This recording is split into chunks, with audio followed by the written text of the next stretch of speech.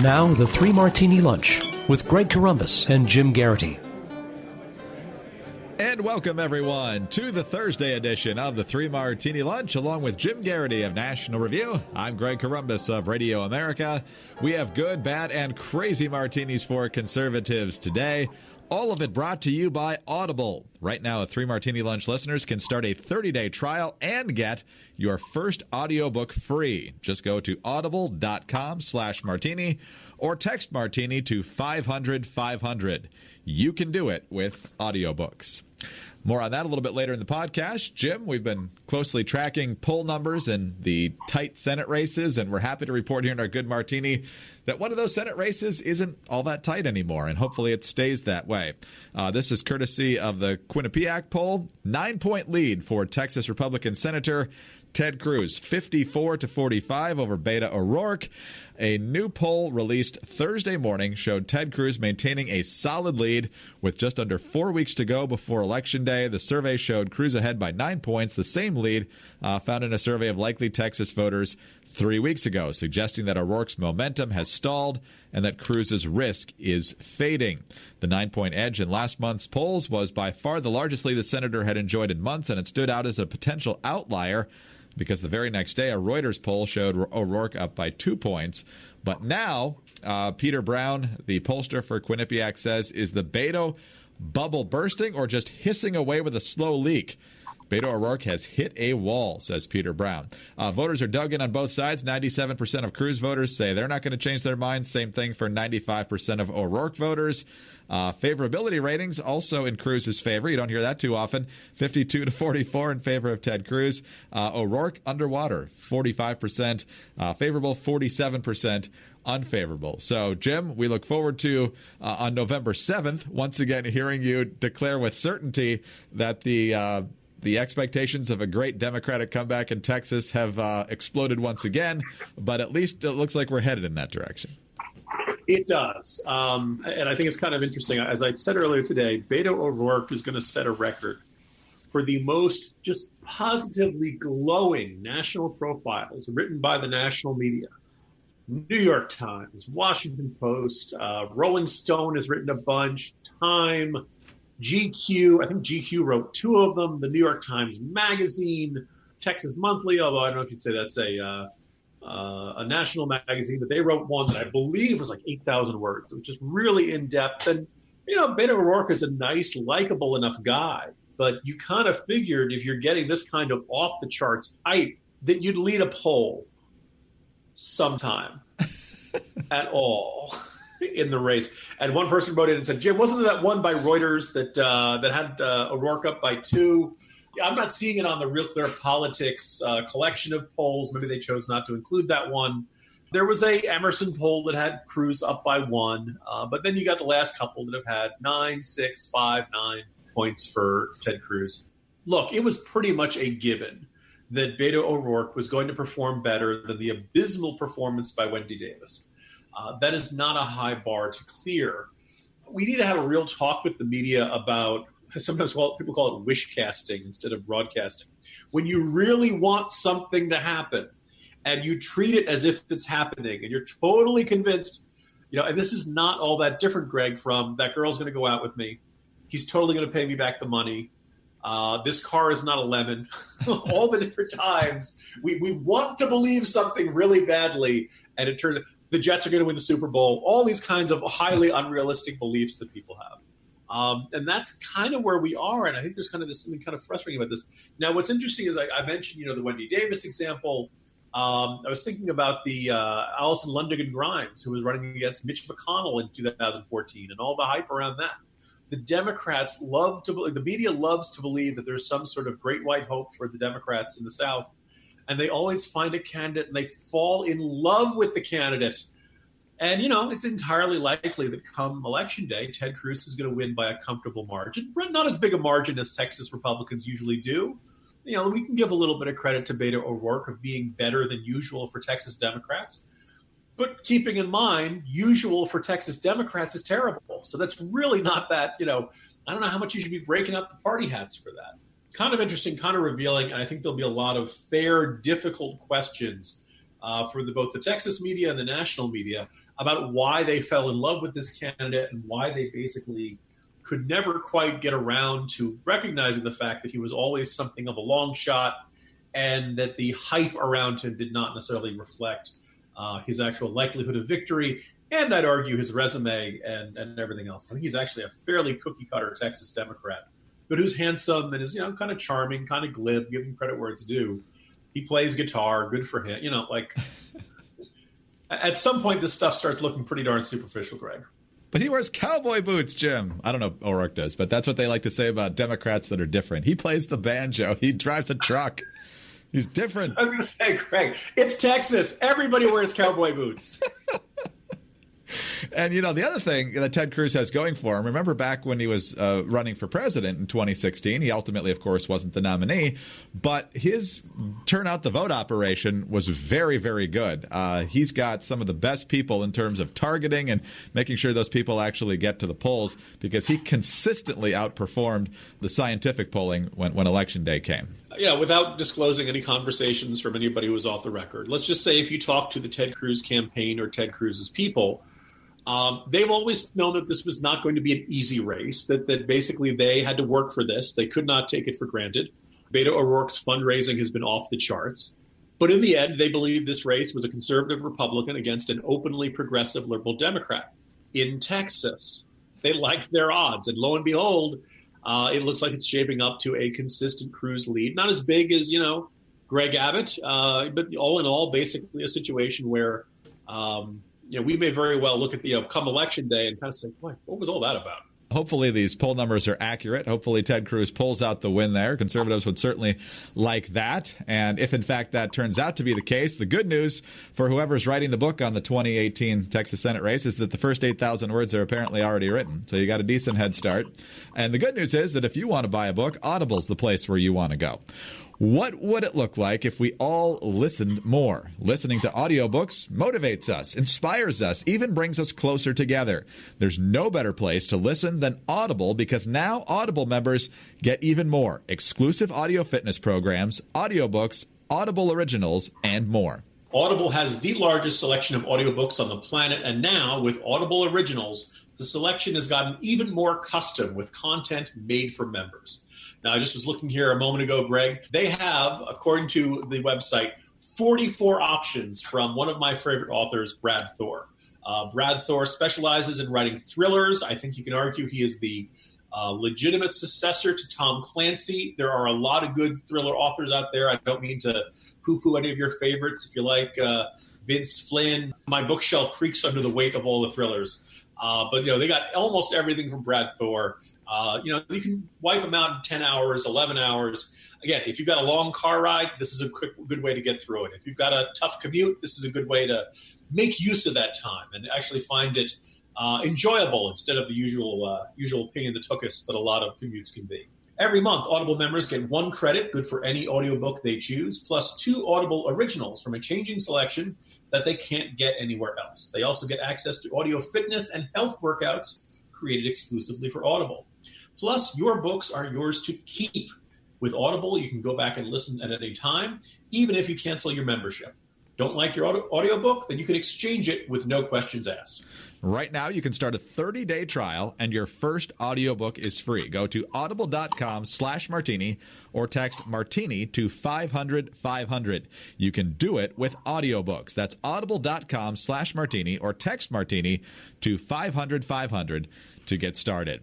All right, Jim, our bad martini is pretty much a follow-up of yesterday's good and bad martinis, with the Democrats inching away, maybe not even inching, maybe galloping away from civility with the comments from Hillary Clinton, and then Rand Paul's concerns that somebody's actually going to get killed as a result of the confrontations that are brewing and are intensifying. Just yesterday, in the immediate aftermath of recording that podcast, the former Attorney General of the United States of America, Eric Holder, was down in Georgia trying to rally activists for the Democratic gubernatorial candidate there, Stacey Abrams, and he decided to not only double down on what Hillary Clinton was saying, but to actually contradict Michelle Obama on what exactly is the proper Democratic response to Republican tactics. It is time for us as Democrats. It is time for us as Democrats to be as tough as they are, to be as dedicated as they are, to be as committed as they are. Michelle always says, Michelle Obama, I love her, you know. She and my wife, like, really tight, which always scares me and Barack. But Michelle always says that, you know, when they go low, we go high. No. When they go low, we kick them.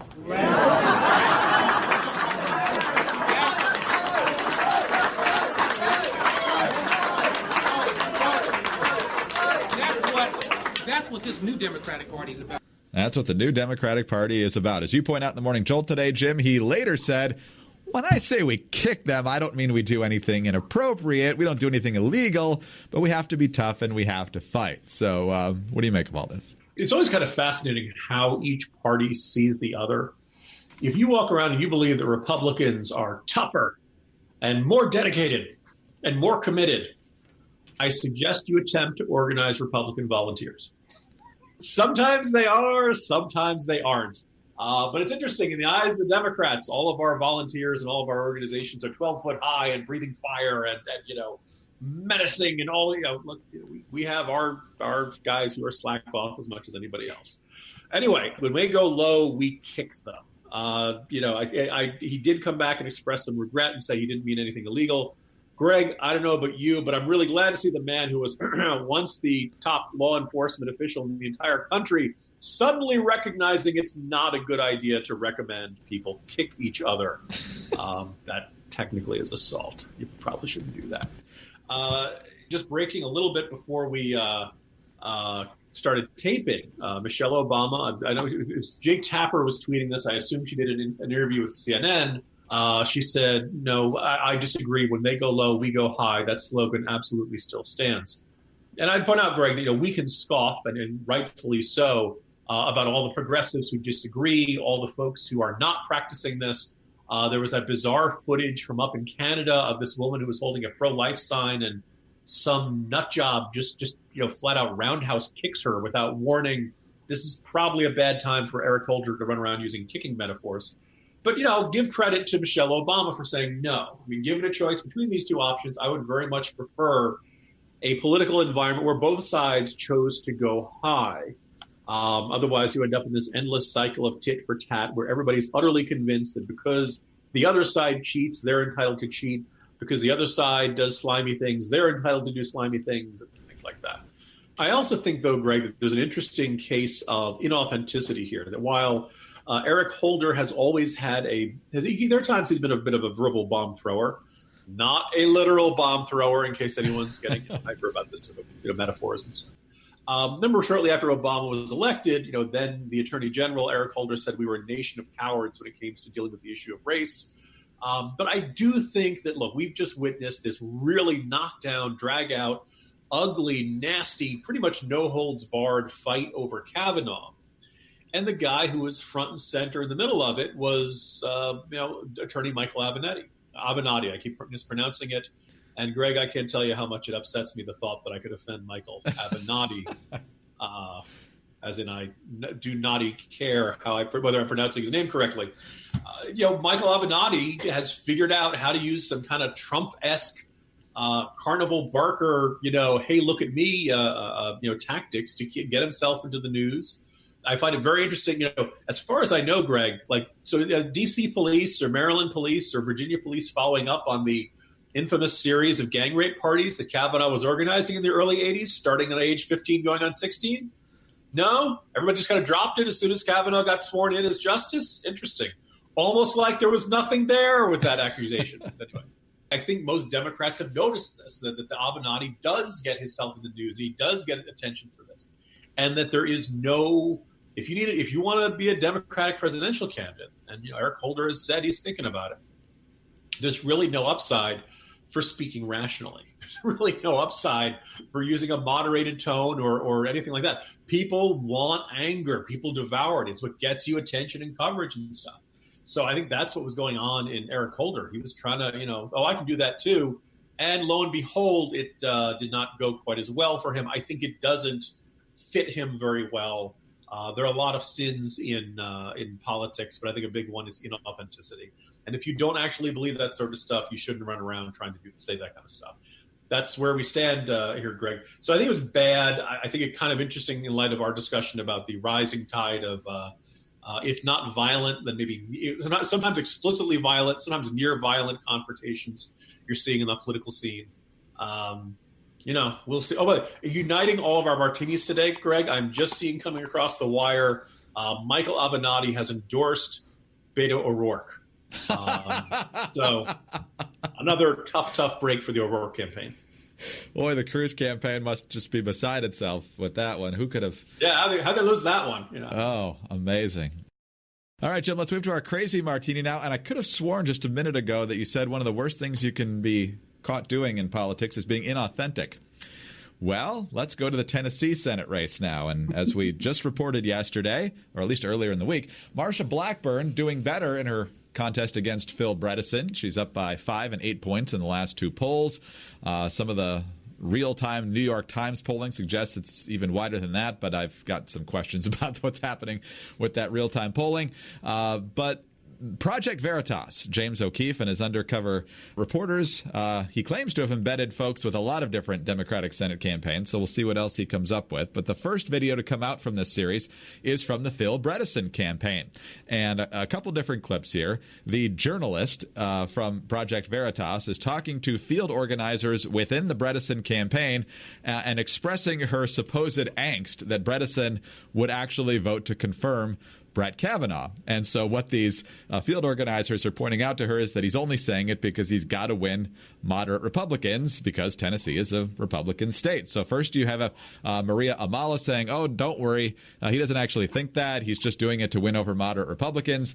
But the best clips come from a guy named Will Stewart when the journalist asks whether or not Phil Bredesen actually is this moderate or whether he detests Donald Trump. Listen carefully. It's so funny, the messaging is like, don't talk about blue wave, we're not running against Trump, all this sort of stuff, even though that's all why we're all here. Right. We can't I mean, put it I can't help but think that Phil's the same way, though. Oh, yeah. Oh, he hates Trump. He hates Trump is what the last line there was. And then when it comes to the voters of Tennessee as to why Bredesen would have to say that he would support Kavanaugh. Is it because of, like, the voters? Yeah, that's it. So he'll lose voters if he says yes? Oh, straight up. Yeah. Are the people of Tennessee that ignorant? Yeah. That's the line I think that's going to create the most waves here, Jim. Are the people of Tennessee really that ignorant? And the field manager for Phil Bredesen says, oh, yeah, sure they are. Absolutely. So good luck with the damage control there, Governor Bredesen. This news makes me angry. Do you know why it makes me angry, Greg? Why? Because I used up all of my good Taylor Swift jokes earlier in the week. And this would have been a really good time to quote all those song titles and to say, you know what this is, Greg? This is yet another man who, it turns out, has been cheating on Taylor Swift. She thought he was one way, and he turned out to be another way. Taylor Swift, she sure knows how to pick him. No, I mean, out of all the scoops that James O'Keefe has ever gotten, this one probably ranks as the least surprising. As in they definitely say that. I'm not the least, like it's good to have it on video, and it's kind of jarring to see it on video. But come on, we all knew that everybody worked for Bredesen. It was probably way more openly leftist than the candidate was, and the candidate himself was definitely putting on a folksy centrist. Oh, I'm not like all those other Democrats, tone that there's the only way you can possibly win as a Democrat in a state like Tennessee. So. Not exactly start. It is the least surprising scoop that James O'Keefe has found, Greg, since he found NPR fundraisers sucking up to donors. And I believe it was somebody who said, well, the Jews control the media, and the NPR official was like, yeah. So about the check, anyway, this is only going to be good news for the Blackburn campaign. Kind of surprising. Probably the best thing that everybody in every Democratic campaign, progressive organization, any media institution, just assume that everyone you speak to is secretly recording you for James O'Keefe, and you'll be just fine. I don't know if you mentioned this song the other day, but you know how Taylor Swift thinks that their song is a slamming screen door? I think Taylor Swift just slammed the door and laughed. I don't think it's a song anymore. I may have to consult some of the readers who are big-time Taylor Swift fans to get just the right lyrics and moments. But here's the thing. No matter how badly this campaign turns out for Phil Bredesen, Brett, we're getting a great breakup song from Taylor Swift about this. Oh, man. Well, let's hope the numbers stay the same in Texas or get even better, same in Tennessee. And as we were mentioning before we recorded today, things are looking better than expected in Nevada. Still very, very tight, but not the gimme the Democrats thought that was going to be. So we will reconvene tomorrow. Jim, have a great day. We'll talk to you then. See you tomorrow, Greg. Jim Geraghty of National Review. I'm Greg Corombos of Radio America. Thanks for being with us today. Don't forget, right now, 3 Martini Lunch listeners can start a 30-day trial and get your first audiobook free at Audible. Go to audible.com/martini or text Martini to 500-500. And tune in again Friday for the next 3 Martini Lunch.